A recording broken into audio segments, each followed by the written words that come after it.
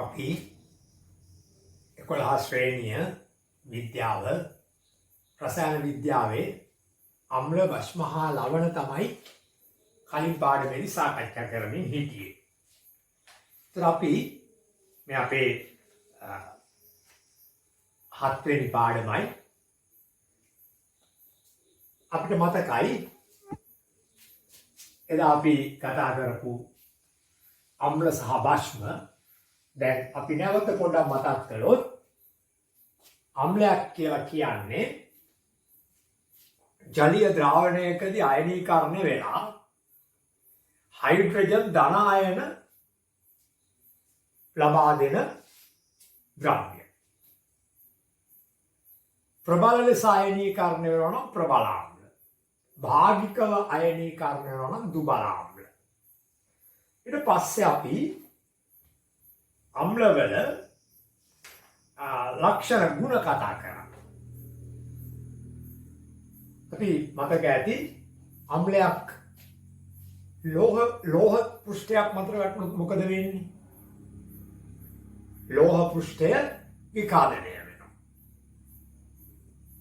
අම්ලයක් ලී පෘෂ්ඨයකට කඩදාසි වලට ඒවත් විකාදනය වෙනවා. අම්ලයක් සමේ ගෑවුණොත් සම පිරිස්සුම් තත්යකට පත් වෙනවා. ඒ වගේම මතක ඇති ඕගොල්ලන්ට අපි අම්ලවල ගුණයට කතා කරපු ඊළඟ කාරණේ අම්ල සක්‍රියතා ශ්‍රේණිය හයිඩ්‍රජන්ට උඩින් තිබිච්ච මැග්නීසියම්, සිංක්, ඇලුමිනියම්, යකඩ වගේ ලෝහත් එක්කලා ප්‍රතික්‍රියා කරලා අම්ලයෙන් හයිඩ්‍රජන් විස්ථාපනය එළියට යන අතර අදාළ ලවණය හදනවා. ඒ කියන්නේ දැන් හයිඩ්‍රොක්ලෝරික් අම්ලයත් එක්ක ගත්තොත් ක්ලෝරින් කොටස තියෙන්නේ අර ලෝහේ මැග්නීසියම් ක්ලෝරයිඩ්, සිංක් ක්ලෝරයිඩ් හැදෙනවා. සල්ෆියුරික් අම්ලයත් එක්ක ප්‍රතික්‍රියා කරද්දී සල්ෆේට් කොටස තියෙනකොට සල්ෆේටයන් හැදෙනවා. නයිට්‍රික් අම්ලයත් එක්ක නයිට්‍රේටයන් හැදෙනවා. අපි එහෙම කතා කරා. ඒක මතකයි ඔයගොල්ලන්ට. නම් දැන් මතක තියාගන්නට ඕන අම්ලයක් සක්‍රියතා ශ්‍රේණිය හයිඩ්‍රජන් උඩින් තියෙන ලෝහත් එක්කලා ප්‍රතික්‍රියා කරලා හයිඩ්‍රජන් වායුව ස්ථාපනය කරන අතර හැදෙනවා අදාළ ලවණය.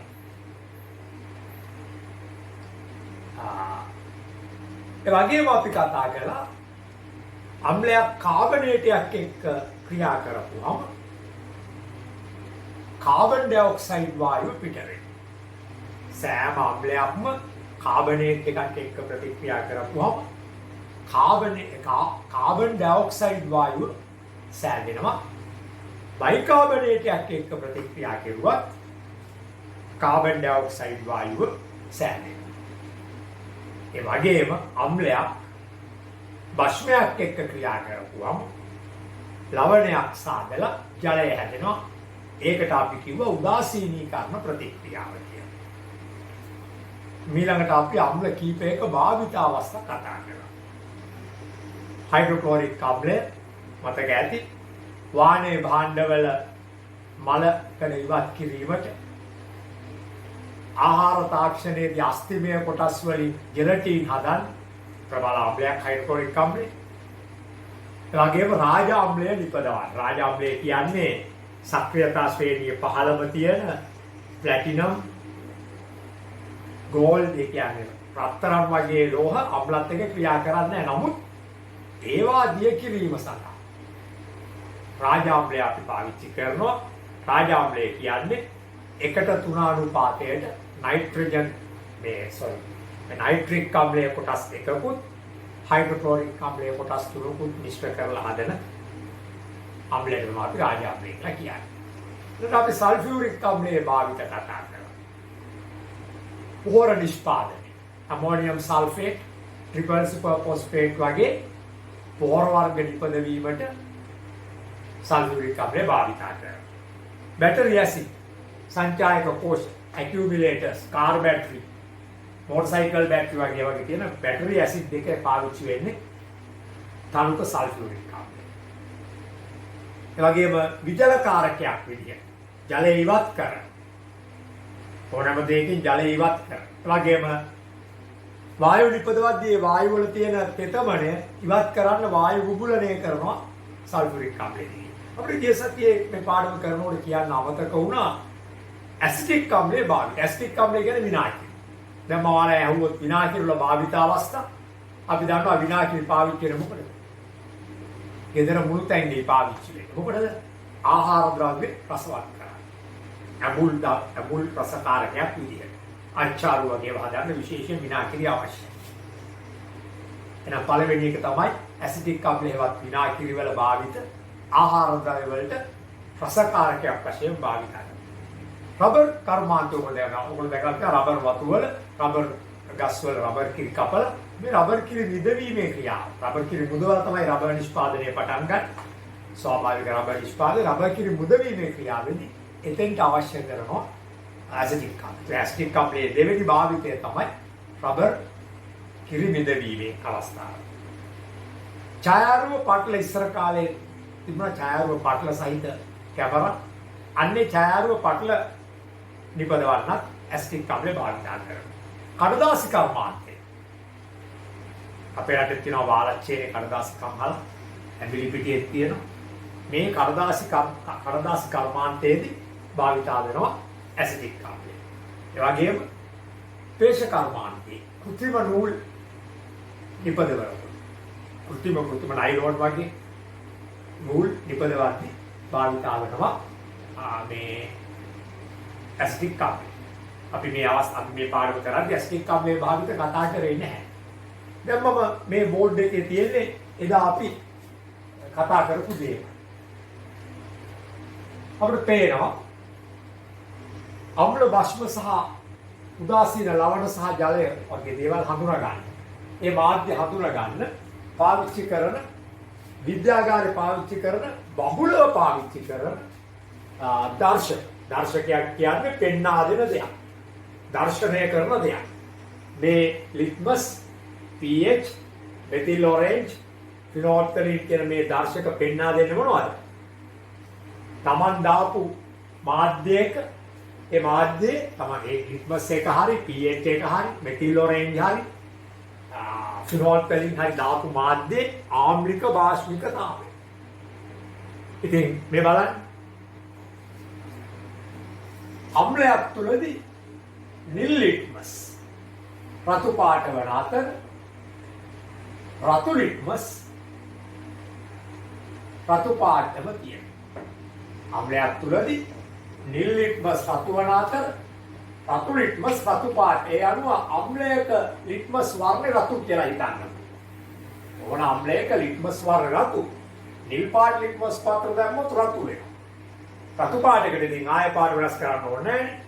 එයා අම්ලය තුලදී අම්ලයේ තියෙන ලිට්මස් වර්ණ රතු පාටම ලබා දෙනවා. භස්මයක් තුලදී නිල් ලිට්මස් නිල් පාටම. මේ බලන්න. හැබැයි රතු ලිට්මස් නම් නිල් වෙනවා. එහෙනම් භස්ම වල ලිට්මස් වර්ණය නිල්. ඒ නිසා රතු පාට එකක් දැම්මොත් නිල් වෙනවා. හැබැයි නිල් ලිට්මස් වර්ණ වෙනසක් සිදු නොකරගනිමින් නිල් පැහැයටම තියෙනවා. එතකොට උදාසීන ජලය හෝ ලවණ තුල අපි තව ලවණ ගැන කතා කරේ නෑ. අද අපේ ප්‍රධාන කතාව තියෙන්නේ දරුවනේ ලවණ ගැන. ඒ ජලය වගේම තමයි සියලු ලවණ. හරි? ඒවා උදාසීන ද්‍රව්‍ය. ප්‍රධාන වශයෙන් අපි කතා කරන මාධ්‍ය තුනයි ආම්ලික මාධ්‍ය, භාෂ්මික මාධ්‍ය සහ උදාසීන. හරි? එතකොට දැන් උදාසීන ද්‍රව්‍යවලදී නිල් ලිට්මස් වල වර්ණ වෙනසක් නැහැ. ඒක නිල් පාටමයි. රතු ලිට්මස් වල වර්ණ වෙනසක් නැහැ. ඒක රතු පාටයි. pH පත්‍ර වලට ගන්න පුළුවන් වර්ණ 14ක් තියෙනවා. එයි අංක 1 ස්ථානක 6 දක්වා වර්ණ. ඒ කියන්නේ රතු පාට ඉඳලා ටික කහ පාට වෙලා කොළ පාට වෙනවා. මේ එක කියන්නේ රතු පාට. ක්‍රමයෙන් රෝස වෙලා, පැඹිලි වෙලා, කහ වෙලා, කොළ තද කොළ වෙනවා. තද කොළ වෙද්දී 6.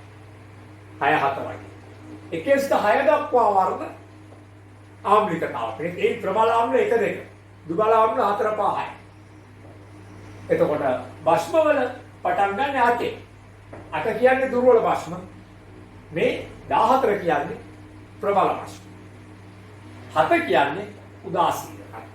මෙතිල් ඔරෙන්ජ් කහ පාට ද්‍රාවණය, කහ පාට කුඩු జాතියක් දිය කළාම කහ පාට ද්‍රාවණය ආම්ලික මාධ්‍යයකදී රතු වෙනවා. හැබැයි බාෂ්මික මාධ්‍යයක කහ පාටසම තියෙනවා. උදාසීන මාධ්‍යයේ කහ ලෙසම තියෙනවා. චිරෝත්තරීන් අවර්ණ ද්‍රාවණය ආම්ලික මාධ්‍ය අවර්ණව ආම්ලික මාධ්‍ය උත්තරයක් දෙන්නේ. බාෂ්මික මාධ්‍ය රතු රෝස පාටක් හැදෙනවා. උදාසීන මාධ්‍ය වලදී අවර්ණ. අර තියෙන්නේ pH පත්‍රවල ක්‍රියා. 1 2 3 4 5 අම්ල 7 උදාසීන. අර ප්‍රබල ආම්ල වෙනත් ටික දුබල ආම්ල වලට යනවා. මේ දුබල භස්ම වලට නම ඉඳ ප්‍රබල භස්ම වෙට යනවා. හරි? දැන් මොකද භස්මයක් කියලා කිව්වා කියලා. භස්මයක් කියලා කිව්වේ අම්ල අඟුල් රසයි, භස්ම නම් තිත්ත රසයි. අම්ලයක් අරගෙන මෙහෙම කරාන නිකන් වතුර වගේම භස්මයක් කරාම මෙහෙම කරොත් එහෙම සෙවල ගතියක් සමන් වෙනවා. හැබැයි මේවා රස බැලීම හෝ මේ සෙල්ලම කරන්න එච්චර හොඳ නෑ. මොකද ප්‍රබල නම් අපේ අත් වලට හානි වෙන්න පුළුවන්, දිවට හානි වෙන්න පුළුවන්. භස්මයක් කියලා කිව්වේ ජලීය මාධ්‍යයක අයනීකරණය වෙලා හයිඩ්‍රොක්සිල් OH අයන සාදනු ලබන ද්‍රාවණ. ආම්ලික ද්‍රාවණ වල අයනීකරණයෙන් හයිඩ්‍රජන් ධන අයන හැදෙනවා. බාෂ්මික ද්‍රාවණ වල අයනීකරණයෙන් OH ඍණ අයන හැදෙනවා. හරි? එතකොට අපි ඊළඟට කතා කරේ භස්ම ගැන කතා කරද්දී භස්ම වල භාවිත. හරි? එතනදී ප්‍රබල භස්ම කියන්නේ ප්‍රබල ලෙස OH ඍණ අයන දෙනේම, දුබල භස්ම කියන්නේ භාගිකව භාග වශයෙන් OH ඍණ අයන දෙනේ. ප්‍රබල භස්ම තමයි සෝඩියම් හයිඩ්‍රොක්සයිඩ්, පොටෑසියම් හයිඩ්‍රොක්සයිඩ් ආදී. දුබල භස්ම තමයි ඇමෝනියම් හයිඩ්‍රොක්සයිඩ් වගේ. කැල්සියම් හයිඩ්‍රොක්සයිඩ් තරමක දුබල භස්මයි. මැග්නීසියම් හයිඩ්‍රොක්සයිඩ් තරමක දුබල භස්මයි. එතකොට භස්ම වල ගුණ අපි කතා කරා අතින් ස්පර්ශ කරපුවම සෙවල ගතියක් ඇති වෙනවා. භස්මයි අම්ලයි ප්‍රතික්‍රියා කරලා ලවණ හා ජලය අපි කලින් කතා කරපු උදාසීනීකරණ ප්‍රතික්‍රියා වෙනවා. භස්ම වල භාවිත අවස්ථා අපි කතා කළා සෝඩියම් හයිඩ්‍රොක්සයිඩ් ප්‍රබල භස්මය. සබන්, කඩදාසි, කෘත්‍රිම සේද, සිල්ක් හා සායම් වර්ග නිපදවීම. රසායනාගාර කටයුතුදී ප්‍රබලව භස්ම වශයෙන් පාවිච්චි කරන එකක් තමයි සෝඩියම් හයිඩ්‍රොක්සයිඩ්. ඒ වගේම පෙට්‍රෝලියම් නිෂ්පාදන. පොළවෙන් ගන්න පෙට්‍රෝලියම් නිෂ්පාදන. පෙට්‍රල් ඩීසල් වගේ. ඒවා පිරිපහදුවට උදව් කරනවා, අවශ්‍ය වෙනවා භස්ම. මැග්නීසියම් හයිඩ්‍රොක්සයිඩ් ગેස්ට්‍රයිටිස් සමනය කරන්න. ආමාශයේ අම්ල ගතිය වැඩි අයට ඒ සමනය කිරීම සඳහා අපි පාවිච්චි කරනවා. අවසීනි කර්මාන්තයේදී උප්පැණි සංශුද්ධ කරන්න, උප්පැණි පිරිසිදු කරන්න භාවිත කරනවා. මොනවා තමයි අපි පසුගිය පාඩමේදී සාකච්ඡා කළේ. අද එම පාඩමේ ඉතිරි කොටස විදිහට අපි අද බොහොම පැහැදිලිව කියන්නේ අම්ල අපි කතා කරලා ඉවරයි, භස්මත් කතා කරලා ඉවරයි. එහෙනම් අද අපි මේ පාඩමේ අන්තිම කොටස වන මොකටද අපි එන්නේ? ඔව් දැන් අපි ඔයගොල්ලෝ දන්නවා මොකටද අපි එන්නේ කියලා. ඔව් මොකටද අපි එන්නේ? ලවණ වෙතයි අපි එන්නේ. එහෙනම් අපි මාතෘකාවක් ලියන්න පුළුවන් ලවණ.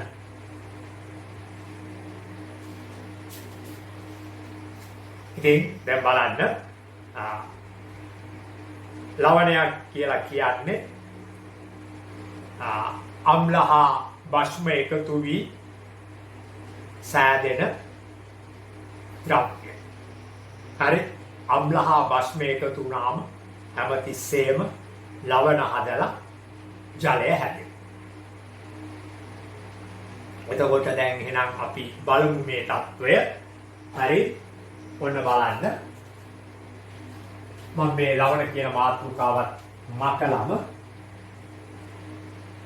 මෙන්න බලන්න අම්ලයක් HCl හයිඩ්‍රොක්ලෝරික් අම්ලය සමග සෝඩියම් හයිඩ්‍රොක්සයිඩ් ඔය දෙන්න එකතු වුණාම හැදෙන්නේ සෝඩියම් ක්ලෝරයිඩ්. බොහොම පැහැදිලි.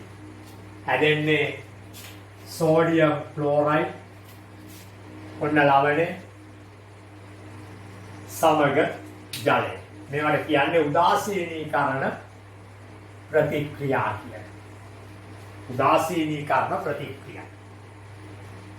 ඊළඟට අපි ගත්තොත් එහෙම සල්ෆියුරික් අම්ලය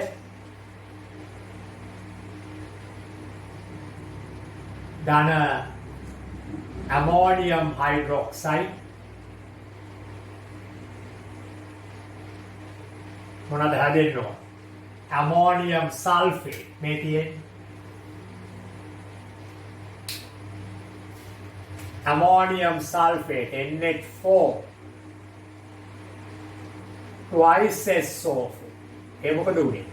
සල්ෆේට් කන්දකයේ සංයුජතාව 2යි ඇමෝනියම් කන්දකයේ සංයුජතාව 1යි. මේකයට එකක් වෙනවා ඒක අයින් වෙලා තියෙන්නේ. වරහණක් මේකෙත් වරහණක් පැටලා එකක් වෙනවා මෙයාගේ සංයුජතාව. එක අයින් වෙන නිසා සූත්‍ර නිර්මාණයේදී වරහණ අවශ්‍යයි නෑ. සමග OH ධන H2O. මම හිතන්නේ මෙයා සමතුලිතයි. H2යි O1යි හරි ඒ පැත්තේ. හරි මෙයා දැන් බලන්න මේක සමතුලිත වෙන්නට මෙතන දෙකක් වෙන්න ඕන. තේරුණාද? එහෙම වෙන්නට ඕන. අපි තවත් එකක් ගත්තා.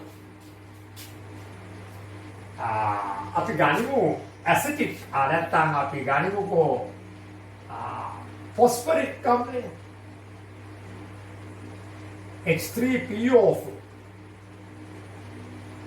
සමග දාමු අපි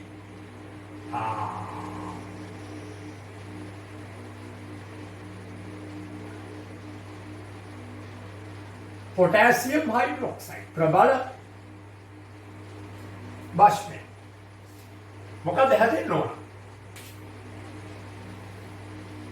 potassium phosphate K3PO4 ඒ මොකද උනේ? phosphate කන්දකයේ සංයුජතාව 3යි potassiumගේ වලහන් දාලා එක එකයි වෙනවා. K3PO4 දාන එහෙනම් මෙතෙන්ට 3ක් එනවා. එතකොට 2යි H2 හරිද බලන්න? H3යි 3යි 6ක් එවනේ. එතකොට එහෙනම් 3යි H2 හරිද? ඕ 3යි හරි. දැන් මේ තමයි ලවණය. මම මේවා නිල් පාට ඉල්ලුවා. දැන් මම මේකට අන්ඩර්ලයින් කරනවා නිල් පාට. මේ ලවණ. මේ අදාළ ලවණ. ඔන්නවට තමයි ලවණ කියලා කියන්නේ. දැන් මේ උදාසීනීකරණයක් වෙලා තියෙනවා. දැන් මේ උදාසීනීකරණය වෙනකොට හැම තැනම වෙන වැදගත් දෙයක් තියෙනවා. අපි ඒක විශේෂයෙන් ගත්තු අම්ලයක් හා බෂ්මයක් ප්‍රතික්‍රියා කළ විට ලවණයක් හා ඉතා පැහැදිලිව මෙතන ලවණයක් මේක ලවණයක් සහ මේක ජලය. ඕකට තමයි අපි කියන්නේ උදාසීනීකරණය කියලා. ඉතින් මේ උදාසීනීකරණය තව ටිකක් පැහැදිලිව සාකච්ඡා කරමු.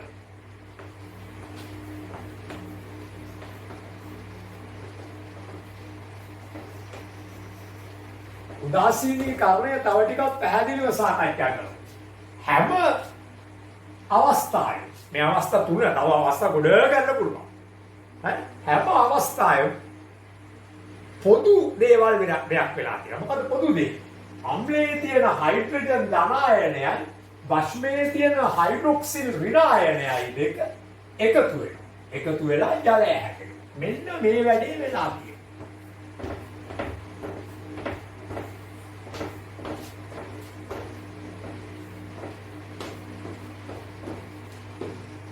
අපිට මේ පේන්නේ නැහැ නේද? අපි පොඩ්ඩක් මේක පුඩා කරලා ලියමු.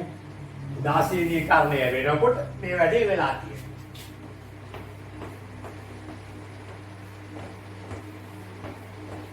ඔය තමයි උදාසීනීකරණයේ පොදු අවස්ථාව, පොදු ප්‍රතික්‍රියාව.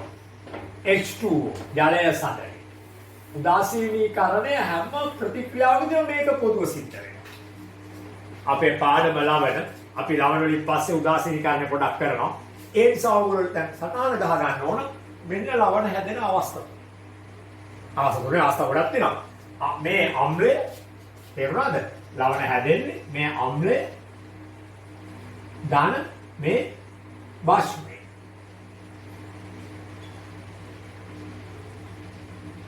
ලවණය සමග ජලය.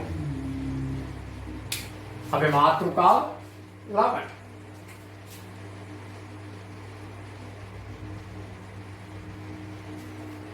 දැන් එන අපිට ලියා ගන්න පුළුවන් මොකද? අම්ලයක් හා භස්මයක් ප්‍රතික්‍රියා කිරීමෙන් ලවණ සහ ජලය සෑදී. මේ තමයි ඒ සඳහා අවස්ථාව.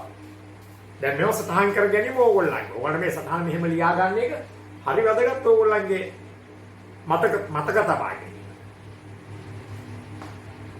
දැන් අපේ මේ පාඩම් අපි යන ලින්ක් එක දිගේ YouTube එකෙන් බලලා හරියට ඉවර කරගන්න. මේ වයින් නැවත කරන්නේ පොඩි රිවිෂන් එකක් පමණයි. එක ඉල්ලීමක් මම කරනවා. මොකද්ද? මම මේ වැඩේ කරන්නේ ඔයාලා වෙනුවෙන් සම්පූර්ණ අපකැප වෙලා නොමිලේ කරනවා. ඒ නිසා ඔයාලට තියෙන ලොකු වගකීමක් රටේ තියෙන මේ අවස්ථාවේ මේ කොවිඩ් අවස්ථාවේ අධ්‍යාපනයේ පල්ලහැට වැටිලා තියෙන හැම කෙනෙක්ගේම ඒ නිසා වැදගත් පණිවිඩයක් මම ඔයාලට දෙනවා. ඒ වැඩේ මම හිතනවා ඔයාලට ක්‍රියාත්මක කරයි කියලා. ඕගොල්ලෝ දන්න අඳුරන යාළු මිත්‍ර සියලුම මේ ප්‍රදේශයේ අයට මේ ලින්ක් එක දෙන්න. එයාට මේක ඉගෙන ගන්න දෙන්න නොකිය. ඒක ඉතා වැදගත් කාර්යයක් මේ වෙලාවේ. කිසි විටකත් ආත්මාර්ථකාමී හිතන්න එපා. පරාර්ථකාමී වෙන පරාර්ථකාමී මිනිස්සු විතරයි මේ සමාජයේ හරියට ජීවත් වෙන්න පුළුවන්. right. එතකොට දැන් මෙන්න අම්ලයක් සහ භස්මයක් එකතු වී ලවණයක් සහ ජලය සෑදී. සෑම අම්ලයක් එකතු වෙලා භස්මකුත් එක්ක ලවණ සහ ජලය. පළවෙනි එකේ බලන්නකෝ වැදගත් කාරණය. හයිඩ්‍රොක්ලෝරික් කියන්නේ ප්‍රබල අම්ලයක්. සෝඩියම් හයිඩ්‍රොක්සයිඩ් කියන්නේ ආවර්තවගේ සෝඩියම් ඉන්නේ පළවෙනි කාණ්ඩ. ක්ෂාරයක් එක්ක ජලය හොඳින් ප්‍රබල භස්මයක්. ප්‍රබල. එතකොට හැදෙනවා ප්‍රබල අම්ලයකුයි ප්‍රබල භස්මයකුයි හරියටම පැහැදිලි උදාසීන ලවණය. ජලයේ තියෙන උදාසීන වෙන්නේ සම්පූර්ණ මේ පැත්ත උදාසීන වෙන්නේ. උදාසීනම එහෙනම් දැන් මතක තියෙනවා මොකද? ප්‍රබල භස්මයක් හා ප්‍රබල අම්ලයක් ප්‍රතික්‍රියා කිරීමෙන් උදාසීන ලවණයක් හැදෙනවා. ලවණ උදාසීනයි. මේක නියමයට උදාසීන. දෙවෙනි එක දිහා බලන්න. සල්ෆියුරික් අම්ලය ප්‍රබල අම්ලයක්. හැබැයි ඇමෝනියම් හයිඩ්‍රොක්සයිඩ් දුර්වල භස්මයක්. මේ ක්‍රියාව වෙද්දී මේ පැත්ත උදාසීන වෙනවා. ජලය උදාසීන. ලවණයක් උදාසීනයි. හැබැයි පුතෝ පොඩි ප්‍රබලතාවයක් තියෙනවා අම්ලේ. ඒ නිසා මේකට කියනවා පොඩ්ඩක් අම්ල ගතිය පෙන්වන ලවණ. ආම්ලික ලවණය. එහෙනම් මතක තියාගන්න ඕන ප්‍රබල අම්ලයක් ප්‍රබල භස්මයක් එක්ක ප්‍රතික්‍රියා කරපුවම උදාසීනම ලවණයක් හැදෙනවා. හැබැයි ප්‍රබල අම්ලයක් හා දුර්වල භස්මයක් ක්‍රියා කරපුවම මේ භස්මේ දුර්වල න්යාගේ අම්ලතාවය වැඩි නිසා සෑදෙන ලවණය උදාසීනයි. හැබැයි එයා පොඩි ආම්ලීය ගති පෙන්නනවා. ඒ නිසා අපි නමක් දුන්න ආම්ලික ලවණය. මේක බලන්න. මේ දුර්වල ආම්ලය. මේ ප්‍රබල ආවර්තවගේ පළවෙනි කාණ්ඩ ප්‍රබල භස්මය. හැදෙන්නේ උදාසීන තමයි දෙන්න. නමුත් භස්මයේ ප්‍රබලතාවය තියෙන නිසා මෙතන පොඩ්ඩක් මොකද්ද වෙන්නේ? ඔව් භාෂ්මික ලවණයක් හැදෙනවා. ලවණ උදාසීනයි. නමුත් මේ ලවණ වතුරේ දාලා දිය කරාම පොඩි භස්ම ගතියක් වෙනවා. මෙයා පොඩි ආම්ල ගතියක්. අර යනම් අපේ ගෙවල් වල ලුණු තියෙනවනේ. ඒ ආස්ථානික කර කොච්චර මොනවාද උදාසීන. එතකොට ඔන්න කොහොම තමයි අපි ලවණ ගැන කතා කරන්නේ. හරි? එතකොට දැන් අපි බලමු ලවණවල ගුණ මොනවද කියලා. හරිනේ? හැම ලවණයක්ම පුතේ ස්පටික රූපී. ස්පටික රූපී කියන්නේ මේ ලවණ අන්වීක්ෂීව බලනකොට ඒ වගේ තියෙනවා ක්‍රමික හැඩයක්. දැන් ලුණු කැටයක් ගත්තම ලුණු කැටය හැදිලා තියෙන්නේ මේ විදිහේ ක්‍රමානුකූල කුඩා කැට ගණනාවක් එකතු වෙලා. අපි කියන්නේ ලුණු කැට අපේ ගෙවල් වල ලුණු කැට. ඒ තුල චූටි කැට එක විදිහේ එකම හැඩය ගන්න. ඒ හැඩවලට අපි කියනවා ස්පටික රූපී. එහෙනම් ලවණ වල ගුණ තමයි ස්පටික රූපී. නස්නා කර ගන්නට ඕන. හරි? ඝන සංයෝග. හැම ලවණයක්ම ඝනයි. බොහෝ ලවණ ජලයේදී වෙනවා. ස්පටික රූපී ඝන සංයෝග බොහෝ ලවණ ජලයේදී වෙනවා. හැම ලවණයකටම හැම ලවණයක්ම රත් කරලා වැඩි උෂ්ණත්වයේ තමයි ද්‍රව වෙන්නේ. අපි ද්‍රව්‍යයක් රත් කරලා ද්‍රව වෙනවට කියන මොකද්ද? ද්‍රවාංකය. දැන් අයිස් වල ද්‍රවාංකය 0යි. සෙල්සියස් 0යි. නමුත් ලවණ වල ද්‍රවාංක 1000ක් පයින් තත්ත්වය. තාපාංක ඒ ද්‍රවය වාෂ්ප බවට පත් දැන් ජලය නම් තාපාංක 100යි වාෂ්ප වෙනවා 100යි. මේ ලවණ වල තාපාංක ලවණ වාෂ්ප වෙන්න තවත් ලොකු. එහෙනම් හැම ලවණයකටම ඉහළ ද්‍රවාංක හා තාපාංක. දැන් මොනවද ලවණ වල ගුණ? ස්පටික රූපී, ඝන ද්‍රව්‍ය, බොහෝ සෙයින් ජලයේදී යන්නේ. ඊළඟට ඉහළ ද්‍රවාංක ඇත, ඉහළ තාපාංක ඇත. ඔන්න ලවණ වල ගුණ. ඊළඟට අපි කතා කරනවා ලවණ වල භාවිත අවස්ථා. දැන් අපි කතා කළේ ලවණ වල ගුණ. දැන් ලවණ වල භාවිත. ලවණ කොහොමද පාවිච්චි කරන්නේ? ලවණ වල භාවිත.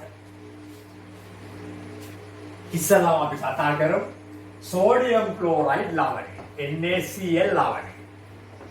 කතා කරන්න දෙයක් නැහැ. පටන් ගත්ත ගමම්ම NaCl වලට කියන්න තියෙන මොකද්ද? පළවෙනි ගුණය පළවෙනි භාවිතය තමයි ආහාර ද්‍රව්‍ය රසවත් කිරීම. හරි? ආහාර ද්‍රව්‍ය රසවත් කරන රසකාරකය පළවෙනි එක. ඒ වගේම අපි දන්නවා අපි හැම ආහාරකම ලුණු දානවනේ ගෙවල් වල. ලුණු නැත්තම් කන්න අමාරුයි. ඊගොඩ අපි දන්නවා ලුණු පාවිච්චි කරලා අපි හරවලා හදනවා. ජාඩි දාන, ලුණු දෙහි දාන. එතකොට ඔය විදිහට ලුණු දැමීමෙන් ආහාර ද්‍රව්‍ය වල ශුද්ධ ජීවී ක්‍රියාකාරීත්වය පොඩක් නැවතිලා අඩු වෙලා කල් තබා ගැනීම. එහෙනම් ආහාර කල් තබා ගැනීමේ ද්‍රව්‍යයක් වශයෙන් අපි සෝඩියම් ක්ලෝරයිඩ් පාවිච්චි කරනවා. ඊළඟට ක්ලෝරින් වායුව නිපදවීම. යන්න අමුද්‍රව්‍යයක් නේ මේකේ ක්ලෝරින් තියෙනවනේ. ක්ලෝරින් වායුව නිපදවීම සඳහා සෝඩියම් ක්ලෝරයිඩ් භාවිතයි. හයිඩ්‍රොක්ලෝරික් අම්ලය නිපදවන්න. ඒ ක්ලෝරින් තියෙනවනේ.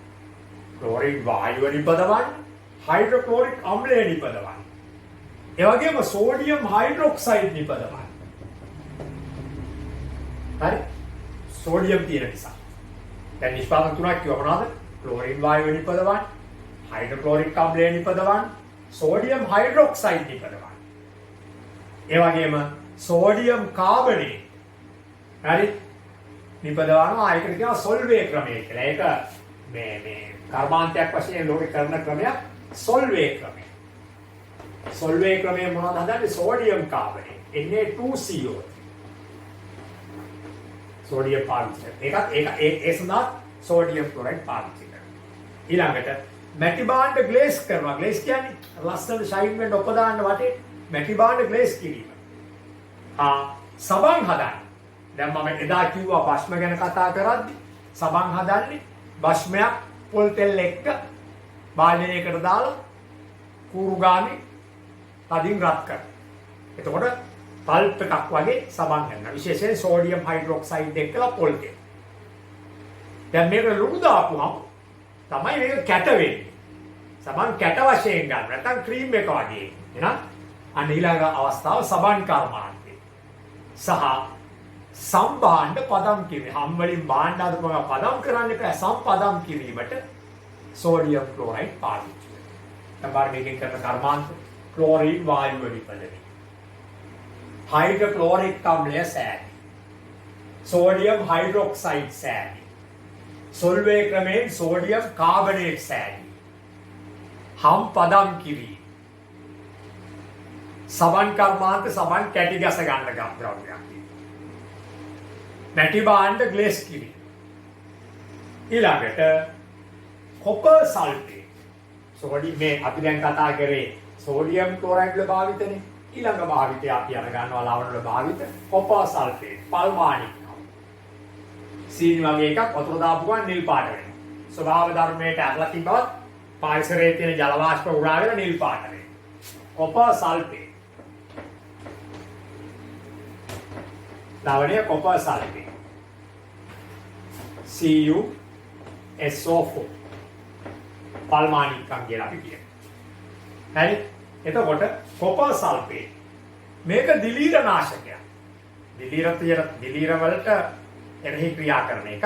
කෘෂිකර්මාන්තේ ඔය විවිධ ශාක වලට එන දිලීර රෝග මර්ධනය කිරීමට පල්මානික්කම් හෙවත් copper sulfate පාවිච්චි කරනවා.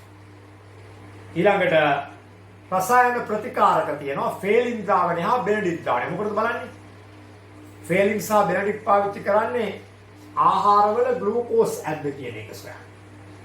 මේ ෆේලින් ද්‍රාවණය හා බෙනඩික් ද්‍රාවණය හැදීම සඳහා copper sulfate පාවිච්චි කරනවා. එන අපි ඒකට කියනවා ප්‍රතිකාරක රසායනික ප්‍රතිකාරක නිපදවීම සඳහා. විද්‍යුත් ලෝහ ආලේපනය. මේක පොඩ්ඩක් මතක් කරගන්න ඕන. මේක 10 පොඩ්ඩක් කියලා කරපුවා 10 පොඩ්ඩක් හොඳට කරගන්න. මේ බලන්න copper sulfate ද්‍රාවණය අරගෙන මේකට මේ ද්‍රාවණය පාවිච්චි කරනවා විද්‍යුත් ලෝහ ආලේපනයේ ද්‍රාවණයේ විදිහට. මේ පැත්තෙන් copper තහඩු කෑල්ලක් එල්ලනවා. මෙන්න කෝෂ. ඊට පස්සේ මේ පැත්තෙන් හැන්දක් එල්ලනවා. හැන්ද මත copper තැන්පත් වෙනවා ද්‍රාවණය copper sulfate. copper තැන්පත් කරගන්න නම් ද්‍රාවණය copper sulfate වෙන්න. ඒතර විද්‍යුත් ලෝහ ආලේපනයේදී copper sulfate පාවිච්චි කරන වැඩි විස්තර අපි 10 පන්තියේ කරනවා. ඒතකොට ඒක බලන්න. ඒ වගේම සායම් නිපදවීම. දැන් බලන්න copper sulfate වල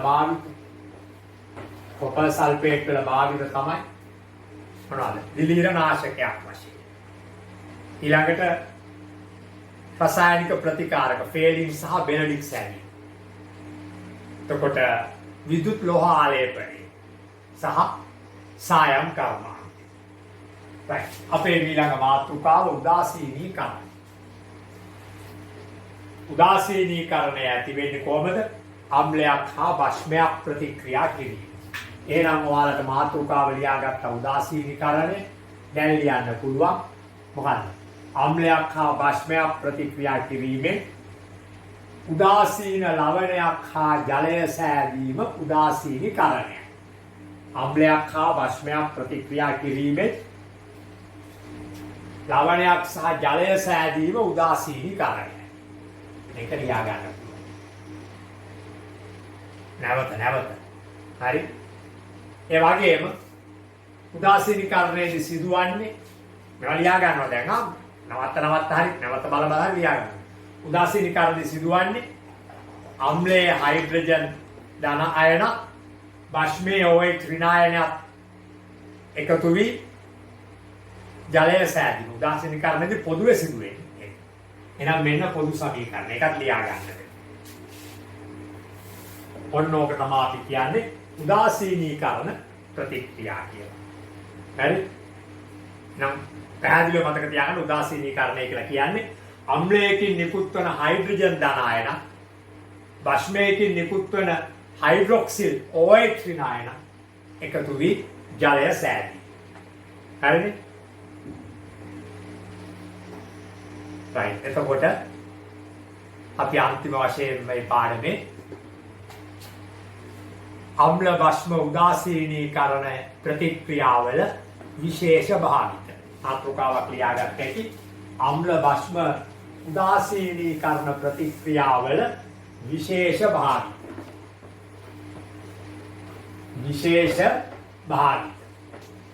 අම්ල භස්ම උදාසීනීකරණ ප්‍රතික්‍රියාවල විශේෂ භාවිත. පළවෙනි එක ગેස්ට්‍රයිටිස් වලට ප්‍රතිකාරණයක් කරන එක භස්මයක් බීලා. ලියන්න. ලියාගත්ත හැකි ආමාශයේ ඇතිවන ආම්ලිකතාවය උදාසීන කිරීම සඳහා මොනවද වන්නේ? milk of එක අකුරක් එක්කලා magnesium.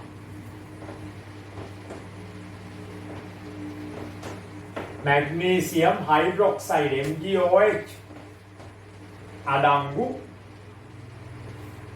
එක්ලයිස් දැන් මැග්නීසියම්ගේ සංයුජතාව 2යි හයිඩ්‍රොක්සිල් කන්ඩ එක 1යි MgOH twice භාවිතාව පළවෙනි දේ එකයි උදාසීනකරණයේ භාවිත අවස්ථාව ලෝකේ හැමෝම ගෑස් ක්‍රයිසිස් වලට බොන හැම බෙහෙතක් ඔය තියෙන්නේ එක එක මොනවද මන් දන්නේ නැහැ තියෙන්නේ එක එක ඔය ටීවී එකට ඇඩ් කරන්න අරගෙන හොඳයි ඔය හැම එකකම තියෙන්නේ බස්නේ මොකද්ද මේ බස්නේ බහුල ලෙස තියෙන්නේ මැග්නීසියම් හයිඩ්‍රොක්සයිඩ් ඇලුමිනියම් හයිඩ්‍රොක්සයිඩ් ටිකක් තියෙනවා ඒ කියන්නේ ගෑස් ක්‍රයිසිස් වලට බොන හැම බෙහෙතකම ඒවත් මාන්නේ ඩයිලි නරම ඔක්කොම ඒතර ඊළඟට පසේ ආම්ලිකතාවය ඇති වෙනවා පසට දිගින් දිගට රසායනික පොර භාවිතා කරනවා කන්න ගණනාවක් රසායනික පොර භාවිතා කරද්දී පසේ ආම්ලිකතාව ඇති වුණා මේක කෘෂිකර්මාන්තයේ අසාර්ථක වීමට පොඩි හේතුවක් වුණා මේ නිසා රසායනික පොර දිගට භාවිතා කරන කෘෂිකාර්මික බිමකට කන්න කීපයකට සැරයක්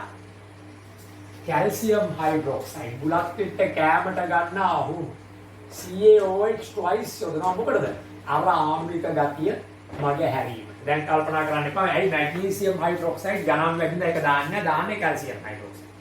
ඇයි අපි කැල්සියම් හයිඩ්‍රොක්සයිඩ් බොන්නේ නැත්නම් ඒක අපිට සැර වැඩි ඒක බොන්නේ අරකයි බොන්නේ. හරි? එතකොට අලුහුණු කියන්නේ කැල්සියම් ඔක්සයිඩ්. කැල්සියම් ඔක්සයිඩ් දාපුවම පසේ තියෙන ජලයත් එක්ක එකතු වෙලා දිය ගැසු උහුණු හේවත් කැල්සියම් හයිඩ්‍රොක්සයිඩ් මේකනේ භාෂ්මයකනේ OH කැලේ තියෙන්නේ. දාන්නේ අපි අලුහුණු.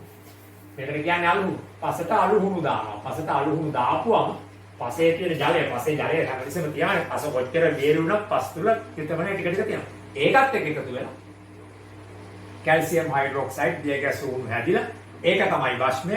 ඒක අර ආම්ලිකතාවයත් එක්ක ක්‍රියා කරලා පසේ තත්ත්වය උදාසීන වෙනවා. එතකොට ඊළඟට මීමැස්සු දෂ්ට කරපුවා. අපි ඒ දෂ්ට කරපු තැන ඇතිවන වේදනාව අඩු කරන්නට බේකින් සෝඩා. දැන් බේකින් පවුඩර්. මොනවද මේ බේකින් පවුඩර් කියන්නේ? Sodium bicarbonate. NaHCO. ආප්ප හදද්දී දාන්නේ පිපෙන් කේක් හදද්දී පිපෙන්න දාන්නේ. මීමැස්සෙක් දෂ්ට කරපුවාම සෝඩියම් බයිකාබනේට් බේකින් සෝඩා වගේ එකක් ඇතුළු වුවම මීමැස්සා දෂ්ට කිරීමෙන් ඇඟට ඇතුළු වෙන්නේ ආම්ලික ද්‍රව්‍ය ඒක විෂයි ඒකේ ආම්ලිකතාවයේ තියෙන එක විෂ ඒ විෂ ගතිය සමන වෙනවා මේ භාෂ්ම ගතිය ඇති ලවණය මේක භාෂ්මික ලවණයක් මේක නිසා මෙතෙන්ට බුලත් පිට කැමර හුරු ගන්නා හුරු ටිකක් ගියවත් කමක් නැහැ කැල්සියම් හයිඩ්‍රොක්සයිඩ් මීමැස්ස දෂ්ට කරපු තැන ඒ මීමැසි විෂයේ තියෙන්නේ ආම්ලික බව. එය මැඩලීමට භාෂ්මයක් භාවිතා කරනවා. මේක විරුද්ධ පැත්ත තමයි දෙබරෙකු දෂ්ට කරොත් එහෙම දෙබරගේ තියෙන්නේ භාෂ්මික විෂය. ඒ නිසා එය වර්ධනය කරන්න මොකද කරන්න? විනාකිරි දෙහි අඟුල් වැනි තනුක අම්ලයක් අපි අතුරනවා. ඒවා තමයි උදාසීනීකරණය භාවිතා වන අවස්ථා.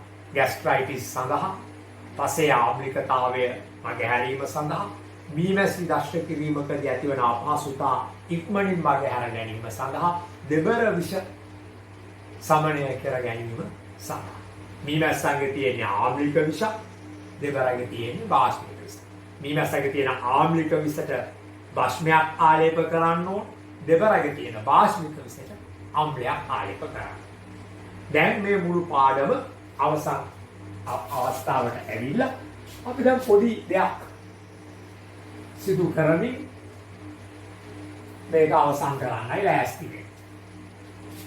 මේ පොඩි දෙයක් අච්චු පොතෙන්ම අපි අරගත්තොත් ඔයාලට ඒකත් එක්කම සහභාගී කරගෙන යන්නට පුළුවන්. අපි මෙන්න මේ කියන කතන්දර ටික අරගමු. හරි. අපි ද්‍රව්‍ය කීපයක් ගන්නවා. මෙන්න අපේ ද්‍රව්‍ය තනුක හයිඩ්‍රොක්ලෝරික් අම්ලය පැන්ලමලිව් දෙක පොතේම තියෙනවා දෙහි යුෂ 3 මේක යුෂා දෙහි දෙවි වෙලා නැහැ තනුක සල්ෆියුරික් අම්ලය ඊට පස්සේ විනාකිරි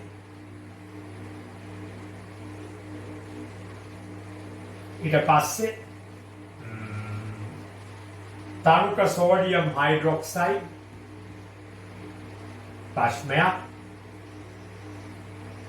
මේක ආම්ල මේක ආම්ල මේක ආම්ල මේක ආම්ල මේක භස්ම 6 සබන්දිය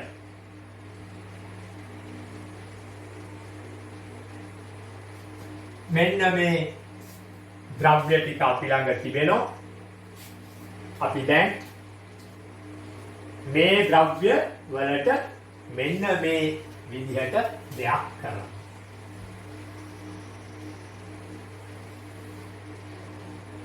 මේ ද්‍රව්‍ය වලට අපි මෙන්න මේ දර්ශක ටික දාන්න අපි දාන්න යන දර්ශක තමයි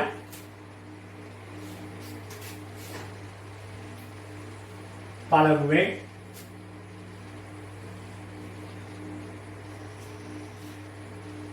රතු ලිට්මස් දෙවනුව නිල් ලිට්මස් තුන්වනුව pH හතරවනුව මෙතිල්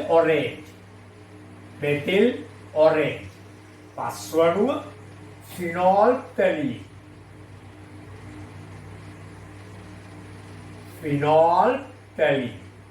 කෙටියෙන් තමයි ලියුනේ ආයෙ සරයක් බලමු අපි ළඟ තියෙනවා තනුක හයිඩ්‍රොක්ලෝරික් අම්ලයක් ඊළඟට අපි ළඟ තියෙනවා දෙහියුෂ දුර්වල අම්ලයක් තනුක සල්ෆියුරික් ප්‍රබල අම්ලයක් වන තනුක දෙකම ප්‍රබල අම්ල නමුත් තනුක කරලායි තියෙන්නේ විනාකිරි දුර්වල අම්ලයක් තනුක සෝඩියම් හයිඩ්‍රොක්සයිඩ් ප්‍රබල භස්මයක ටිකක් දුර්වල අවස්ථාවක් සබන්දියර නම් දුර්වල භස්ම භස්ම දෙකයි අම්ල 4යි දැන් අම්ලයක ලිට්මස් වර්ණය රතු ඒ නිසා රතු ලිට්මස් රතු පාටම තියෙනවා ඒ අම්ලයක් රතු ලිට්මස් රතු පාටම තියෙනවා රතු ලිට්මස් රතු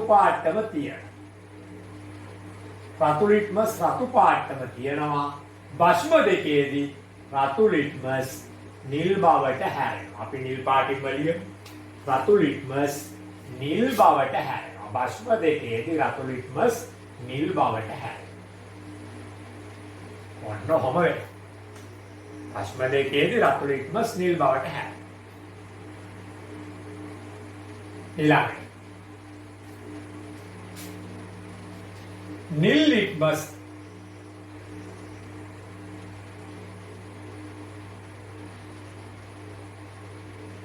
ලිට්මස් රතු බවට හැරෙනවා මේ ආප්ලි ඔන්න මොකද අම්ලවල ලිට්මස් වල රතු භස්ම වල නිල් මේව රතු බවට හැරෙනවා මේවා ඔව් නිල් ලිට්මස් දාපුවම භස්මයට නිල් පාටම වර්ණ වෙනසක් නැහැ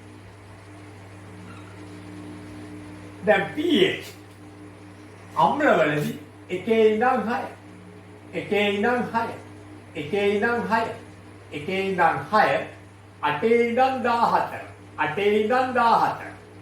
මෙතිල් ඔරේන්ජ් කහ පාට රතු වෙනවා අම්ලෙදි රතු වෙනවා කහ පාට වෙනසක් නැහැ කහ පාටම තියෙනවා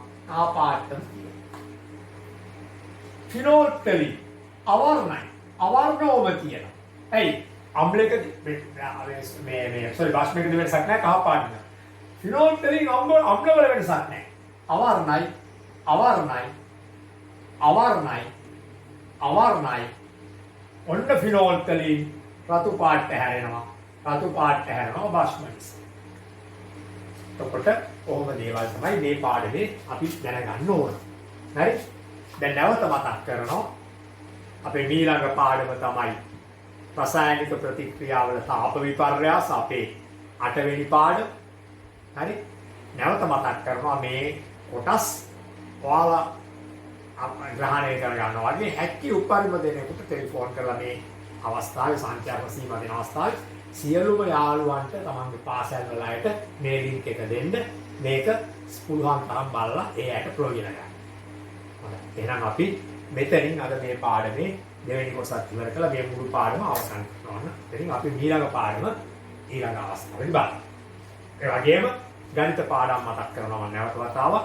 ගණිත පාඩු හැකි හැමෝටම දෙන්න. අපි ගණිතයේ ප්‍රතිශත පාඩම කරලා කියනවා. අපි ඊළඟට කරන්න බලාපොරොත්තු වෙන එකේ වැල් පොලි කොටසේ අභ්‍යාස.